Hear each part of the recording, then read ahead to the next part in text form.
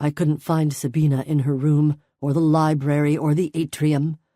I finally ran her down in the farthest part of the gardens, sitting on a marble bench before a fountain stilled for the winter, a pale blue palla around her shoulders and a scroll half unrolled across her lap.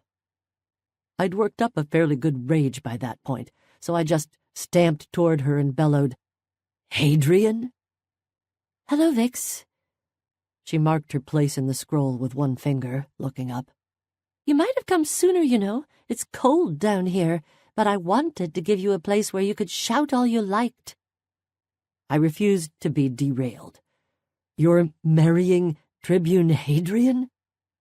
A goggle-eyed slave girl had given me the news when I returned from an errand to the Capitoline Library. Hadrian, that prim, fish-faced arse. "He's not really fish-faced," Sabina mused. "The beard will take some getting used to, though." "Why?" I shouted. "Well, I'm used to kissing you, and you don't have a beard, so I imagine it will feel strange at first." I grabbed the scroll out of her hands and heaved it into the fountain. The fountain was frozen, so it just bounced and unrolled. Not as dramatic as I would have liked. "I'm sorry, Vix." Sabina rose, penitent. "I'm teasing you, and I shouldn't. Yes, I'm going to marry Senator Hadrian. Why shouldn't I?" Why shouldn't... Words failed me. "I have to marry somebody." She was such a little thing, standing there in the cold winter sunshine, with her hair hanging down her back like the first time I'd seen her. "What else am I going to do? Stay in my father's house forever, reading and playing with Linus and Faustina? Be a Vestal Virgin? A bit late for either of those options.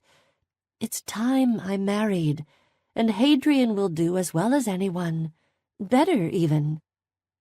I found myself pacing back and forth in short steps along the length of the fountain, unable to keep still. "Why is that?" "He wants to travel, Vix. He says he'll take me to Athens after the wedding, and Thebes, and maybe Egypt, everywhere."